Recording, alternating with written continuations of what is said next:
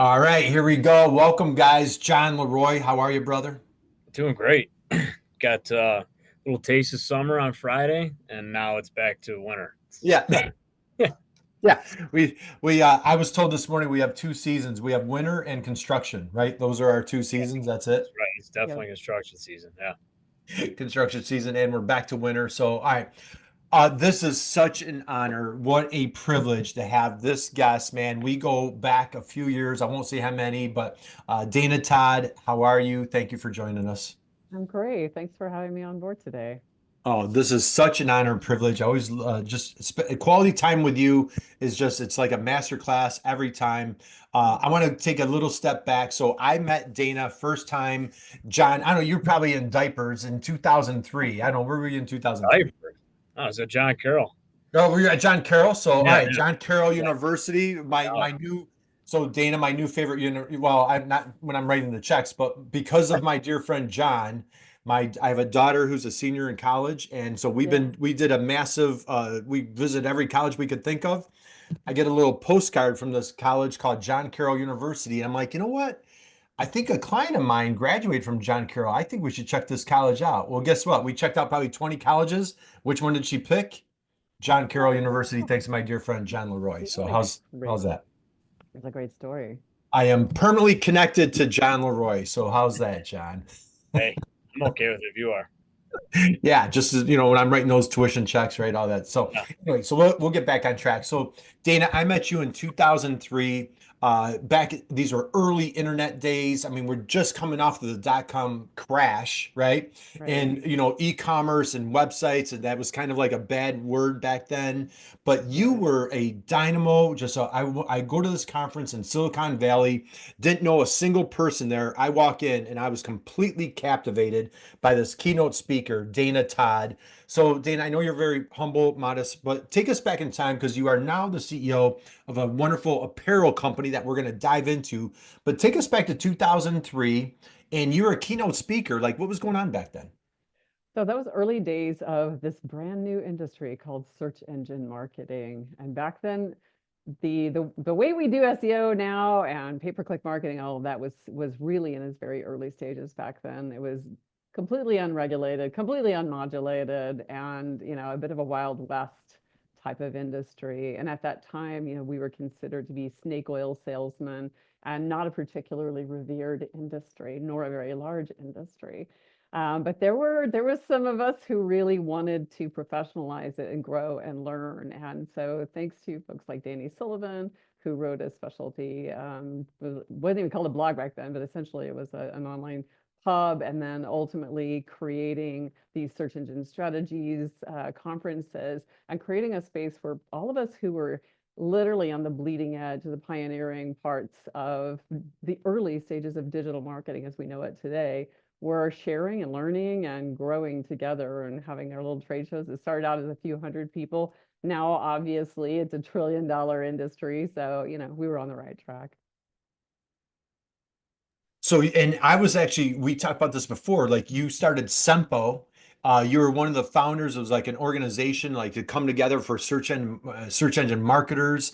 And then I started going to multiple conferences, and I always look forward to seeing Dana Todd. Now, not only were you a captivating speaker, I just never knew what color hair you were going to have when you showed up, right? So share with John what was going on with the Dana Todd look back then. I think like maybe match my I was shirt, gonna maybe. say the shirt that you're wearing now was one of my colors. I also had a deep plum purple color. I think I had a fuchsia, a little bit darker than this. I always had a bright, I always like to stay on the cutting edge of color.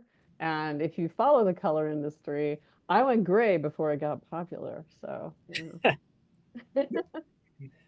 Rob, you were gray before gray was cool, before it was even it's cool, true. right? I felt long before even COVID, I felt very vindicated because all my friends who scoffed at me, they were like, "What are you doing? You're Yeah. losing your brand." I'm like, because now everybody's got it. You got to be different in marketing, in business, and everything. You got to do the thing that's different, right? Well, the big thing that I've admired with you in your career is like you've always evolved. So you founded a company, Site Lab, if I'm not mistaken, right? Back in the Yeah. day. So, cutting edge web design, SEO, all the digital marketing. And like you were like, and again, very humble, but you were a pioneer in those early, like there was no social media back then. Facebook wasn't even birthed yet. So I mean, like you were on a cutting edge. Walk us through a little bit on like your technology journey, but then we want to slide up to your CEO of a wonderful company called Balodana.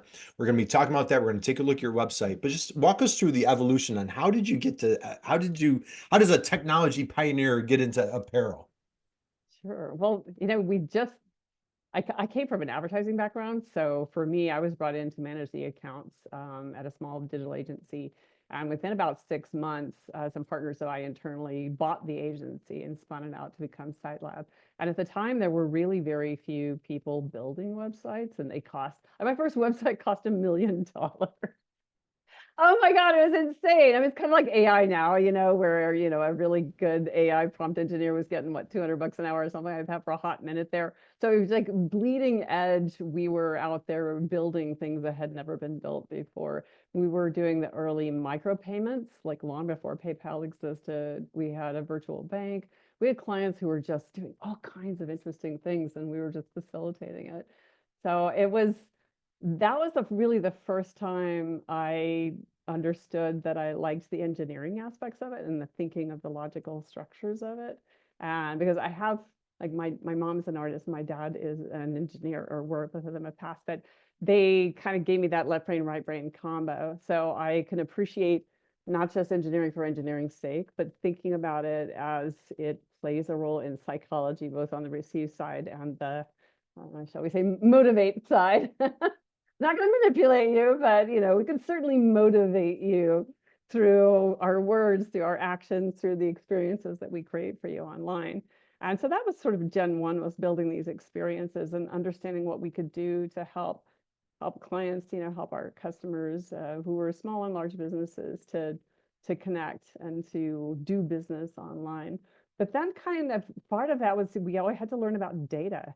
And data was not something that I ever really considered much, but it's such a key part of the digital advertising side and the marketing side of things. So everything from just tracking the data of movements on your website in order to make decisions. So the very idea of data-driven decision making was still pretty new back then. And you had companies like FICO who were tracking your credit score, but they may or may not have been utilizing that data yet in external fashion to make decisions. So this very idea of business decisioning, data-driven decisioning, and having highly automated decision cycles grew out of that. And so when I first encountered the clothing industry, because I was really frustrated with finding clothes to fit, and I was wondering, like, well, hey, well, if I just go make a great fitting shirt, what does that look like? And so I hired a consultant to take me up into the bowels of the garment district there in New York City, and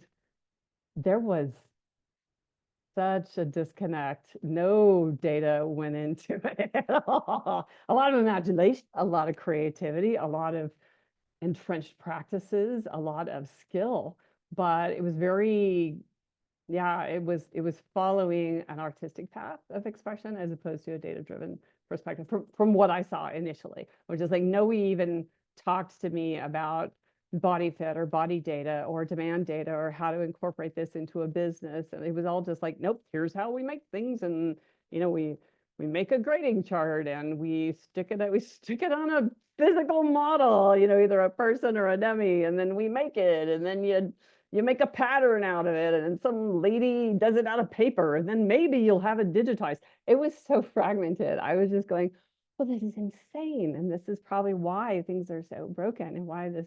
So for me, instead of getting upset, I was like, well, ding, there's an opportunity right there. And when I realized I couldn't change the way the supply chain worked, I worked to create my own supply chain. So that's what we're doing now, is creating a different kind of approach to supply chain rather than just traditional factory where you go in and like, here's your 1,000 shirts. It utilizes data both in terms of thinking through the demand, thinking through the projections on what you're going to need for various sizes and types, as well as thinking about incorporating body data into your size planning and assortment planning. And then on the backside of that, working with our factory to create a whole new business model for on-demand manufacturing. And it's something that John and I have bonded over, is this idea that small batch does not have to be small business or small profit, or, you know, you can make this business model work, but it's not like the others. You do have to do it differently, and you do have to plan for it differently. You have to have a different relationship with customers. So earlier this year, we transitioned completely away from a business to consumer model, where we were making things on demand, made to your body measurements. You didn't, on our old Balodana, if you wanted to, Kurt, if you really wanted a lovely dress, you could go in there, give us your body measurements. You could scan yourself using 3D AI, and you would order anything that you wanted off of our catalog, and it would be made to your body measurement, shipped directly to you. So that was a really unique, like, Macy's for made to measure. But the pivot for us has been a good one, moving into the business to business support, because we can actually get our goals faster by supporting businesses and leveraging their brand, their audiences, and their designs to still keep doing what we're doing, which is making it all data driven and making it highly efficient and not overpopulating the earth with badly fitting clothes or unwanted clothes. Absolutely love it. So, and what's a common thread here is disruptor. You know, so when I think of Dana Todd, I think disruptor. John, what are your thoughts? I just want to take a step back in the advertising space, right? Like, you have this infrastructure, the internet, that, you know, has created so many different vines that have died and grown of advertising, right? You know, like when MySpace came out, you know, we didn't have social media advertising 30 years ago, and now it's, you know, probably in the top 5 of ad spend for companies. Phone books, you know, mailing, all that type of stuff that was like the dominant form of advertising. And now with your own business and my whole engagement with Kurt and his wonderful team at B2B Tail, focusing on the marketing and somewhat advertising as well. How do you position yourself, like, especially now on the internet, like the rules of Facebook, LinkedIn, all these different digital advertising strategies that were great 6, 5, maybe even 2 years ago have now all changed, you know? And like, how do you climb organically? How do you do this? Your SEOs, your blog, is the Google algorithm, what, like all these things to consider that you didn't have to consider before. And now advertising your own company to get in front of businesses, like what are some strategies you say don't go look at, or what do you focus on, and what's kind of like the diamond in the rough that no one's looking at or re-looking at? Like for us, it's email marketing, right? Like that was dead and now it seems like it's coming back, but there's going to be a shelf life on that too. So loaded question, sorry. There's a lot of questions in there. I think there's still a little difference between a business to consumer ad play versus a business to business, and particularly in the manufacturing space. So it is, if you're business to business in manufacturing, it is very much a relationship business. It's a trust issue. It's I see you face to face. I shake your hand at the trade show. It is a very old school industry in terms of locking in. Yeah, like that first and that last connection are almost always human to human. But what you need to do is plan for everything in between, right? How do you activate that? So, you know, we've worked with partners to like go to trade shows, and trade shows again still work, but I mean, you're lucky if you come out a lot of them with maybe 50 qualified leads or interested leads, and then but still getting those 50 over the hurdle to actually do something is requiring a lot more heavy lifting and a lot more attachments. The used to be that you would just send like 1 or 2 email follow-ups, but now because of people's email box overload, you actually have to send a follow-up email at least 5 times. 5 follow-up emails to finally get them, you know, to be like, all right, let's just do it. Let's talk, right? It's so that's hard because I think a lot of us think we're spamming them or annoying them. So you have to think through what those 5 touch points look like. They could be an outreach on LinkedIn. It doesn't all have to come through email, but you basically have to hit them with at least 5 touch points, even after that initial handshake, yes, I'm interested, where they have raised their hand and said yes. So that's where you have to get clever with your content marketing and lay in what you think. I'm actually just literally this morning planning out an email drip campaign. So we use Active Campaign for our CRM system and our email blasts. And it's a fairly new change for us. We had been, because we're small, we're bootstrapped, like we don't have a big pile of VC money just to go out there and capture millions of advertisers and take out billboards and whatnot. So it's been for us, we have to be really, really frugal and really, really smart with our money. So thinking through, all right, after somebody submits that form on our website, which is a hand raise, right? What do we hit them with instantly? What's that follow-up look like? Is it a couple days where we follow up? What do we need to send them next? And so right now we're planning to, we hit them with that, then we are going to follow up with a gentle request that they set up a face-to-face on our Calendly so we can do a little interview on Zoom.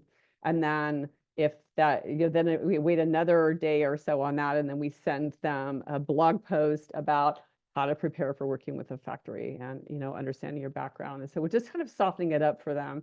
And we're going to be splitting those into different personas, right? So that's like a general form, but we're building another completely separate track for custom uniforms, and particularly for us focusing on the casino space, because in casinos, they have need for higher end, sometimes fancier uniforms. They're not just doing a standard apparel. They are, but like they do have a unique need among all others out there, except maybe a few in hospitality, to literally like, I need 7 evening gowns in this, rough color scheme and these sizes like that. They have very particularly high-end needs, and usually a small number that they need built. And so their only option is to go to a dressmaker. So those conversations would be positioning us versus a local dressmaker or Amazon, right? So you really honestly have to get into every single persona's thinking and understand what their objections and interests and content strategy would be. So that's why I do it for a B2B.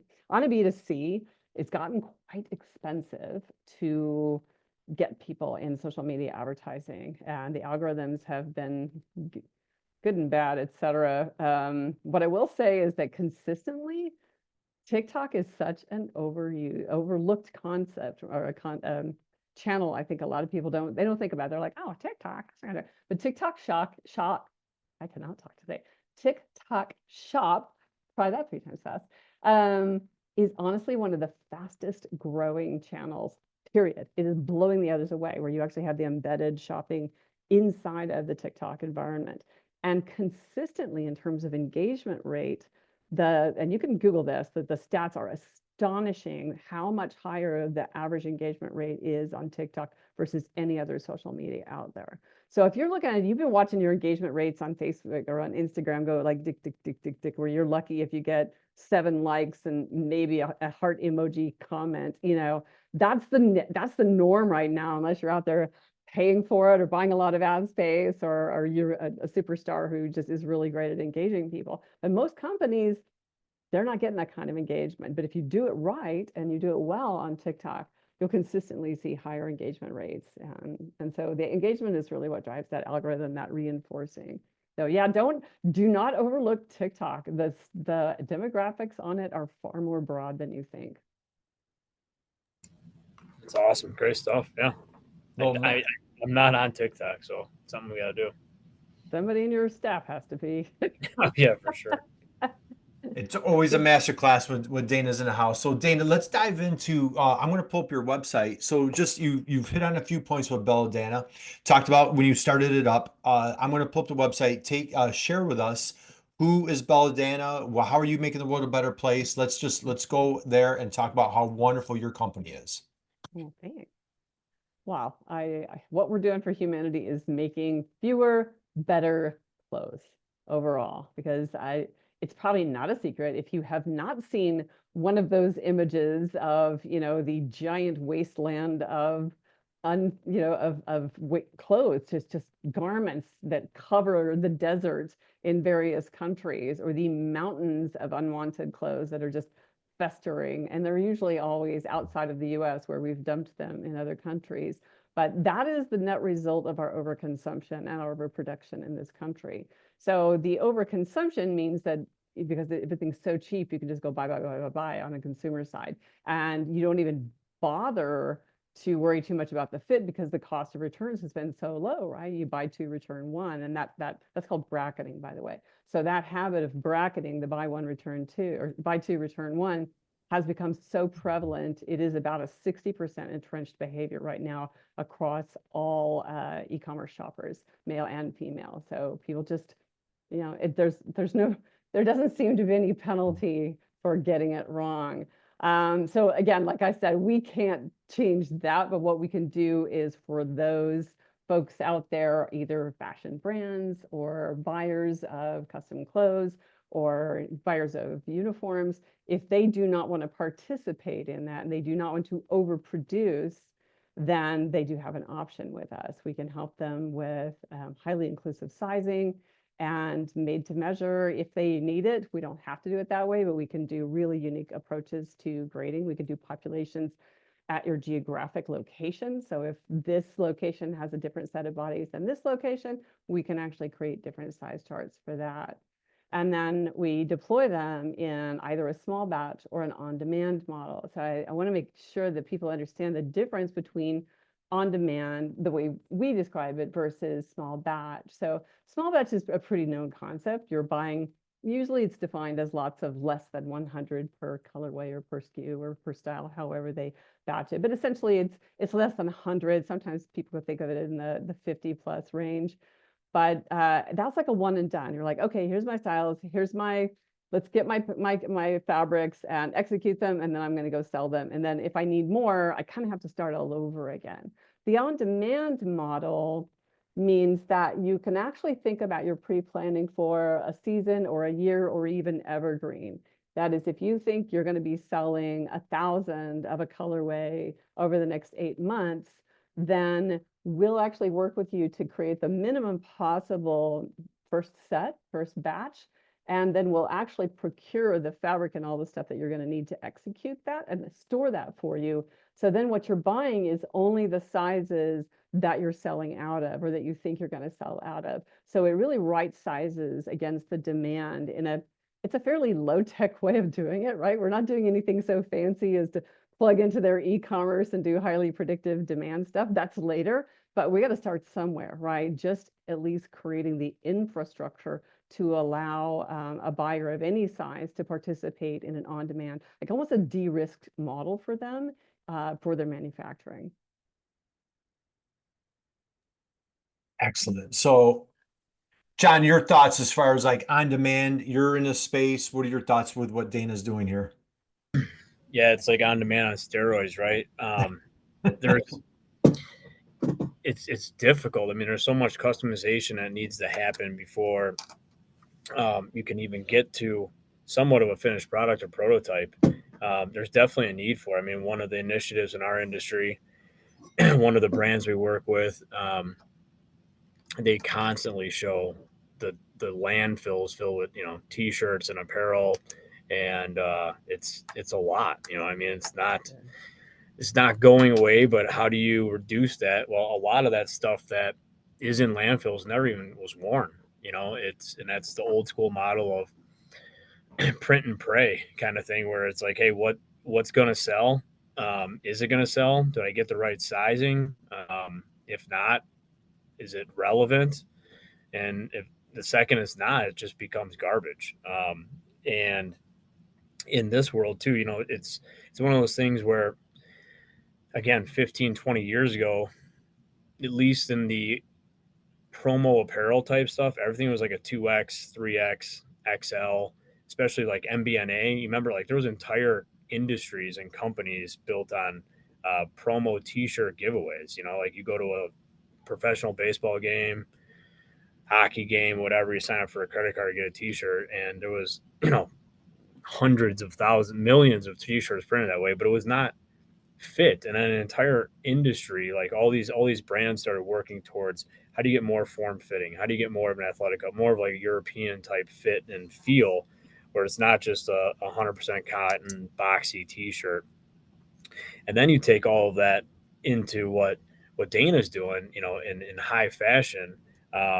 It's incredible. I mean, we have a couple customers that do high-end golf attire for all the major golf clubs across the United States. And it's really, I mean, the thinking has to be, 18, 24 months ahead of time before you can even start, looking at, you have to be thinking in the future to even deal with the present and selling stuff that you don't even have, right? It's pretty crazy to think about that. But companies like Dana take that where you can focus on the sell and on the design and rely on partners like Dana to get it done, right? Because it's not like it's done over here in Indiana. It's done all over the world, and sourcing the fabric and getting the fabric to mills that will cut and process. There's a lot of steps, and Kurt, we always talk about. I feel like our industry is one of the last and probably most disrespected, where you look at all of the hands that touch a garment from the time it's turned into a fabric loom to cut to sewn to shipped to unpacked to decorated to reship. It's easily 60 to 100 hands depending on the garment, and it's still expected to be sold at a commodity price. So it's pretty crazy. And there's a lot of skilled people all over the globe that probably fill one of the biggest needs that humans have is to wear clothes, right? So it's not going Ingenuity. anywhere. But how do we get it to a point where you're ordering what you need and that's it? And I think Dana is doing a really good job of that. Thanks. Yeah, I'm excited. And I think there's a natural partnership between what we do and what Apparel Redefined does as well, because there's an additional level of personalization that is consistently desired out there, consistently. So especially when it comes to uniforms or team things or anything where the marketing departments still have budget. Marketing departments buy a lot of clothes, right? Because what your employees wear reflects your brand. So part of that, yes, is the fit and the quality and making sure people feel comfortable in their clothes. They feel confident wearing their work uniform, but being able to then additionally brand it. So, it's funny you were mentioning, we were talking a little bit, we were recently um, had a conversation with a company trying to create scrubs, sort of high-end hospital scrubs. And we had a conversation around the idea that this should be something that you could wear to a secondary event, right? And which is really kind of an astonishing idea that you could go from your work clothes, a uniform. Most people don't feel comfortable going in their work uniform other than to maybe the local neighborhood bar or something like that, right? But you're not going to go to a nice restaurant usually in your work clothes. But maybe you should, like, maybe we should raise the bar a little bit and have this be something that you love wearing so much that you're happy to be out there, living your life and wearing your uniform. Or your team, obviously your favorite teams. Those definitely, I think people are a little bit more, because then you're advertising your fandom, less about like where you work. It's pretty wild. Like when I look at old pictures of, White Sox games or insert whatever team you look at, like, early 1900s, even up until post World War II, everyone was in a suit and tie. Like the entire stadium in a top hat, black suit, white shirt, and it's like everyone looked good. Like if you showed up at a suit and tie right now to a Yankees game or a Cubs game, like they think you'd work for the team, in the upper or, office. or the Um, CIA. yeah, like what are you doing here like that? But you have options now. But it's like it's crazy how like the American and just global consumerism is like it was very modular. Like even the way people bought houses, post World War II, it's like here's a suburb and you have five options. Do you want the ranch? Do you want the split level? Do you want the buy level? That type of thing, and you could kind of customize within that, but like everything was very modular. Um, and then the clothes were the same. Like you had here's your suit, double breasted, single breasted, couple pockets, whatever. You want to change the color of the shirt, maybe have a pinstripe, but everyone's wearing a suit and tie. Yeah. That's all changed, and people aren't doing it and they're looking for more customization.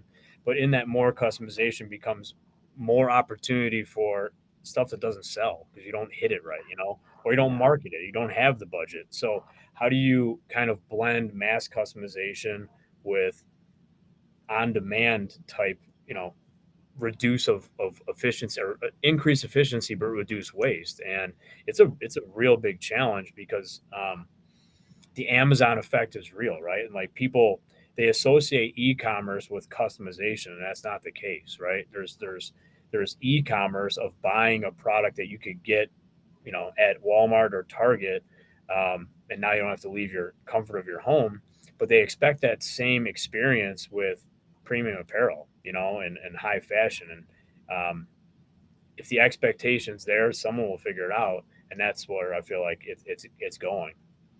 Yeah. Well, and then you throw in AI and the generative AI stuff, which is like such a whole new world. So I hang out with a lot of people on the innovation side of fashion and fashion tech, and we're so close. We're still miles away, but we're very, very close to being able to create a system in which a designer can literally throw some, do some sketches, turn them not in right now. You can actually do a sketch, upload it into a fashion AI, and voila, have three-dimensional rotating. You can make videos out of the stuff. I think slap it on any model you want, have it resized instantly. That's all happening right now.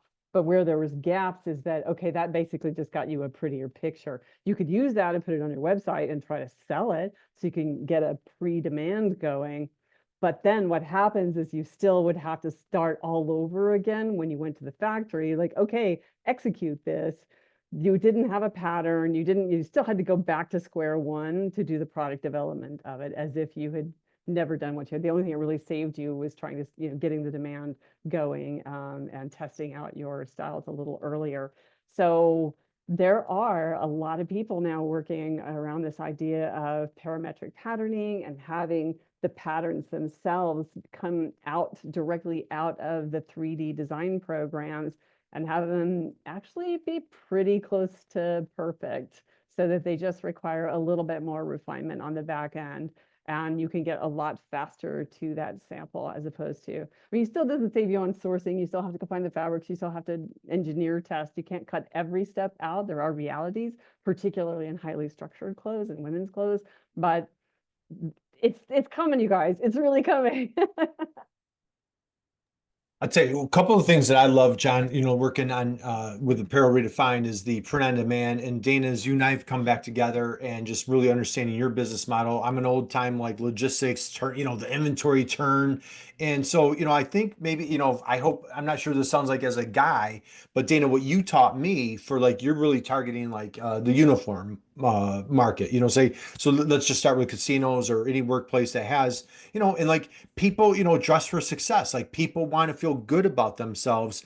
And what you've helped educate me, if we want to kind of dive into like a little bit of the B2B, John, and I'd love for you to piggyback off of this, but Dana, like the inventory turn, the reducing waste, the opportunity to like, everybody is conscious of like their off size. Like, gee, I can't find the right pair of jeans. I can't find this. I'm too short. I'm too this. I'm too that. Like your model really helps conquer so many things from like an HR standpoint, build like John, we talk about like building culture. So I'm throwing a ton at you, Dana, but talk a little bit like all the vast benefits that you offer with this on-demand manufacturing, from like the efficiency, cost, inventory, and just from like the culture, making your employees feel good. Well, I'll start with the last, because honestly, that was our why, and it's still our why. Because what led me into this industry was being dissatisfied with how clothes fit me, and my immediate brain, the psychology was to blame my own body. And if you talk, and this is it, it's endemic to women. If you talk to almost any woman out there about this, she'll say, I can't fit into that, right? It's her fault. And so we internalize this shame. And so what happens is that we actually just spend less money. We just don't buy stuff. So it unlocks a considerable, it's not just making women happy, it's making women happy, but when you do, they're gonna buy some more stuff, right? So it's unlocking the missed opportunity there that happens when you create something someone feels proud and comfortable to wear. And to this day, if I'm in a hurry and I just like, oh God, I just need something that looks good and it's going to fit, I will go to in a heartbeat. I can grab any of my custom made clothes and know that when I walk out the door, I'm going to look great and I'm going to get compliments. Like that's the kind of confidence that you want to have. And it doesn't have to be the fanciest garment. I literally have like a standard white business blouse, but because it's custom made, I just know it's going to fit every time. I'm not going to have to fight it, as to how it's going to tug or whatever gap. And that is like it's not discussed very much outside of just, person to person. And by the way, it's not just women. Men are experiencing this more and more because they're gotten away. If you ask most guys, they think their waist size is the number that's on the inside of their jeans. It is not, gentlemen. It is not. So if you wear a 32 jean, your waist is probably not 32 inches. And if you ever picked up a tape measure and measured yourself, you're going to find that out. So what we think of as being a standardized set of numbers for both men and women are deeply, deeply flawed. And the result of that is that we've created a world in which fully half of women are not even given the opportunity to buy clothes that fit their bodies, other than really stretchy things, that aren't particularly powerful, shall we say. So starting with that why, there's two parts of that, right? One is the waist. The other part of it is that 20 to 25% market growth opportunity that is not being touched. And we get to that number from a couple different ways. I mentioned half.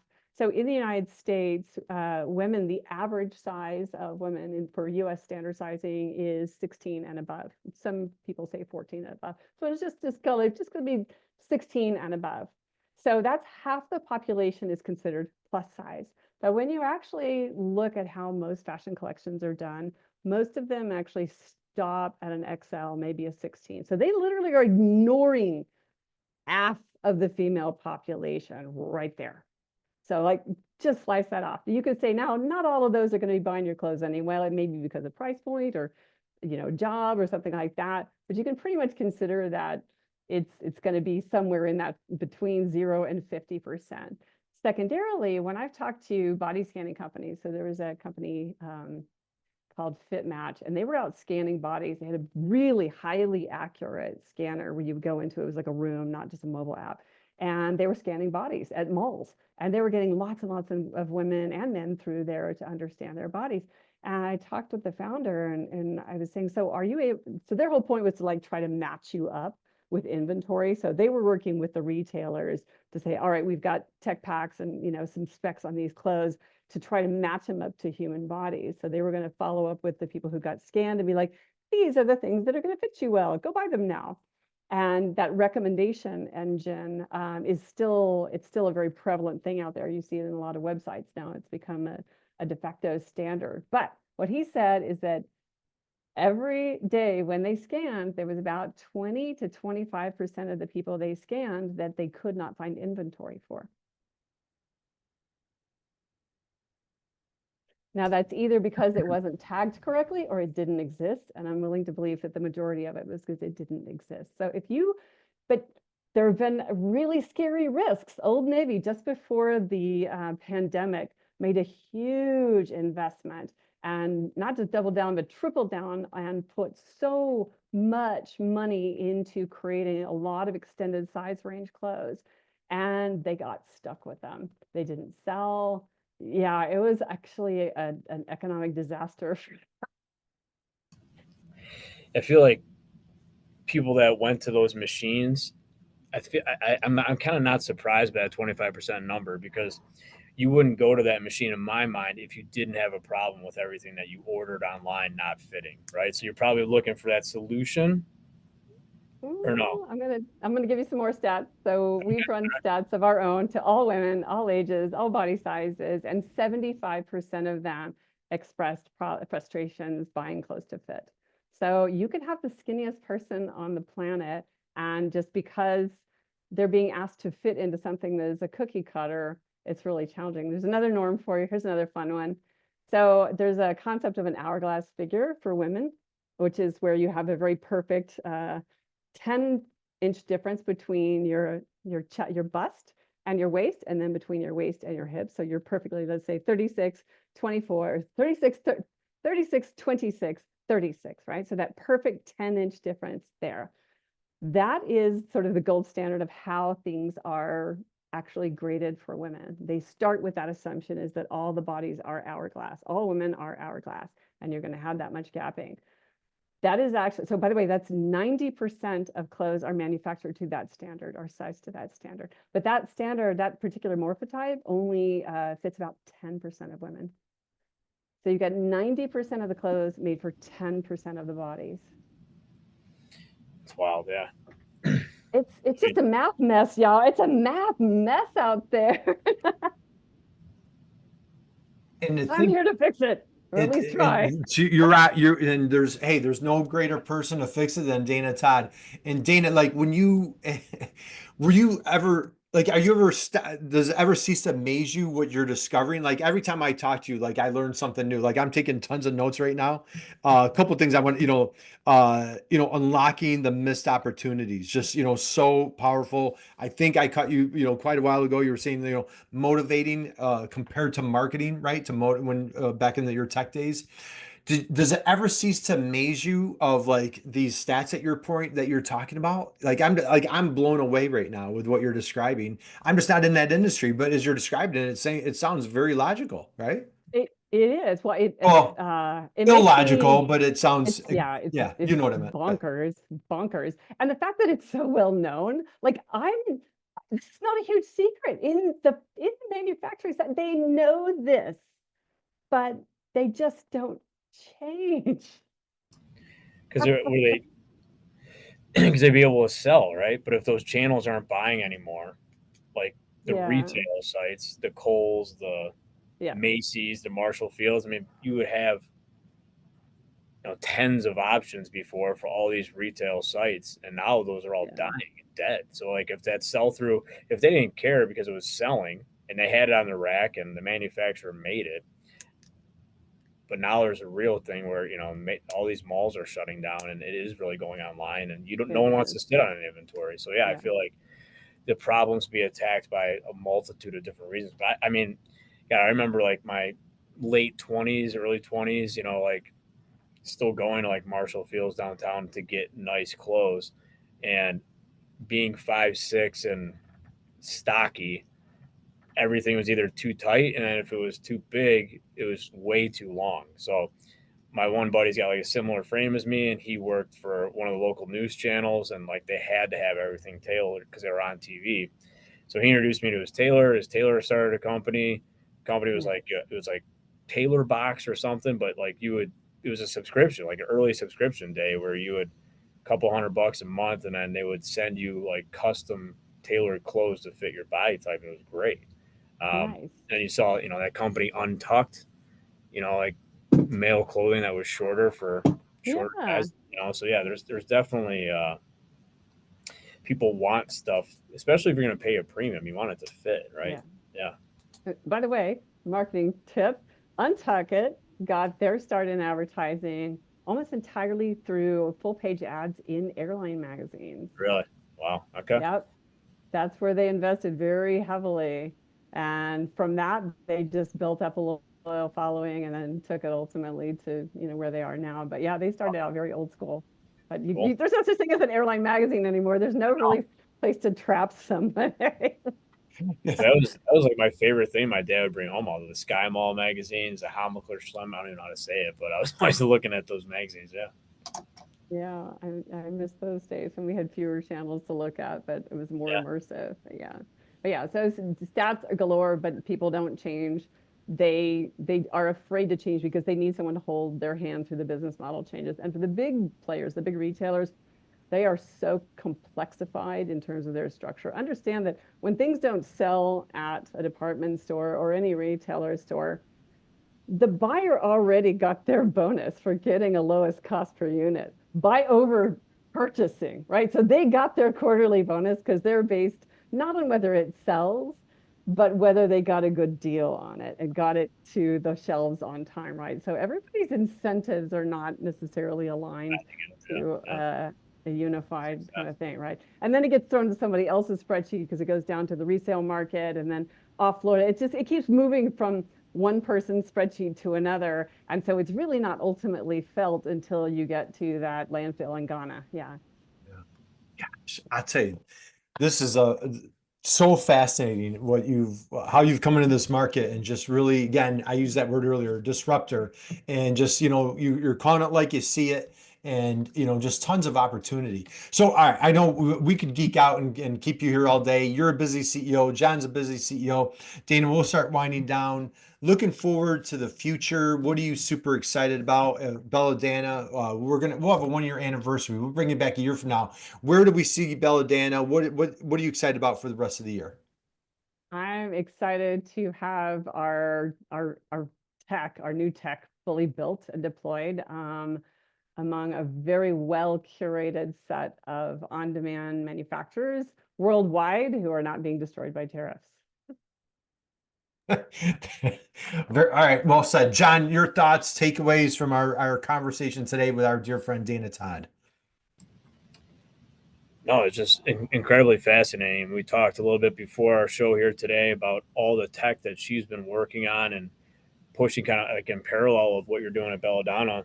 And it really solves a problem. I was showing her through like our main distributor websites, and all you really get, like when people say, and they come in and say, hey, I got a corporate event. How many? I need 100 shirts.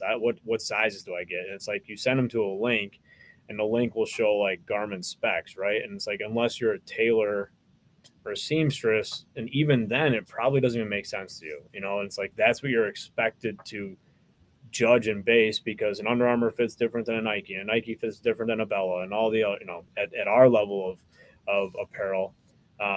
How do you communicate that? Because the worst thing you want to deal with in regular, whether it's e-commerce or anything, is returns. And not only did you disappoint the customer because it's an event based, they're never going to wear it again, so it's going to happen at landfill maybe, or they don't feel confident and they don't feel good because they had to squeeze into a medium and they should have got a large, or vice versa.